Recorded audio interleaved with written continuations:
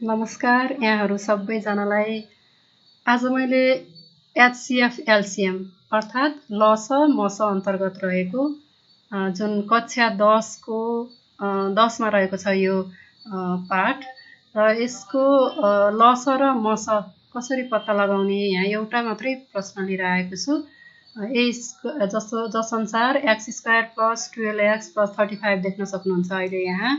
त्यस्तै फर्स्टको यो भयो, सेकेन्डमा x² - 49 देखिएको छ र त्यस्तै थर्डमा x + 343 छ। अब यो एचसीएफ एलसीएम अथवा लस मस गर्नुभन्दा पहिले हजुरहरूले लस मस गर्दाखेरि पत्ता लगाइने फ्याक्टर अथवा खण्डीकरण त्यसको अर्थ के हो भन्ने कुरा त मेरो अगाडिको भिडियो हेरिसक्नुभयो होला। यदि नहेर्नु भएको भए पनि अब हेर्नुहुनेछ भन्ने आशा गरेकी छु। यहाँ हेर्न सक्नुहुन्छ, देख्न सक्नुहुन्छ x² + 12x + 35 यो फर्स्ट एक्सप्रेसन रहेको छ। यहाँ चाहिँ मल्टिप्लाई गर्दाखेरि 35 आउनु पर्यो, त्यस्तै एड गर्दाखेरि 12 आउनु पर्यो भनेर अगाडिकोमा नि भनिसकेको छु मैले। जसअनुसार 7 + 5 लिएको छु।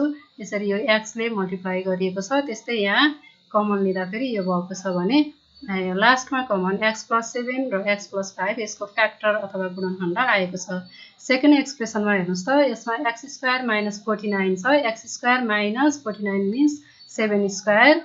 अब यसको a² - b² को फर्मुला युज गर्दाखेरि x + 7 × x - 7 यो पनि अर्को फ्याक्टर रहेको छ।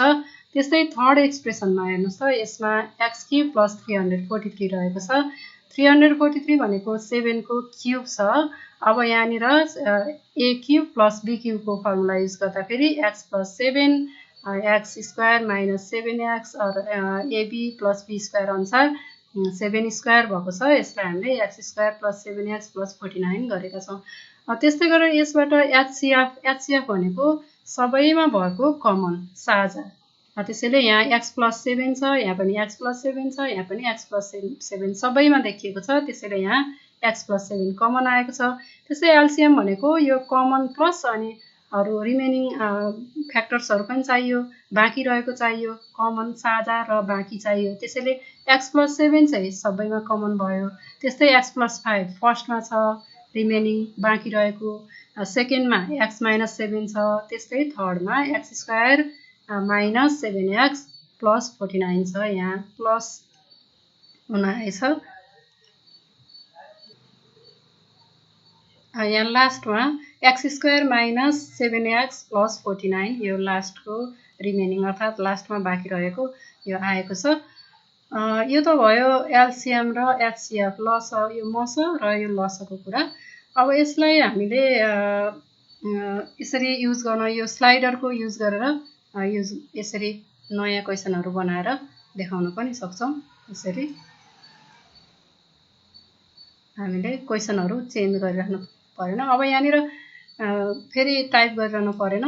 जस्तो यहाँ अब ठुलो क्वेसनहरू मैले यहाँ धेरै राखेको छु, त्यसैले यहाँ ठुलो नम्बरहरू पनि आयो होइन। यो ठुलो नम्बर नदिने, सानो आफैले विचार गरेर आफैले यहाँ राखेर दिन्छु भनेर गर्न पनि सक्नुहुन्छ, जसका लागि यहाँ यसरी टाइप गर्न सक्नुहुन्छ हजुरहरूले। यसरी यहाँ राख्न पनि सक्नुहुन्छ।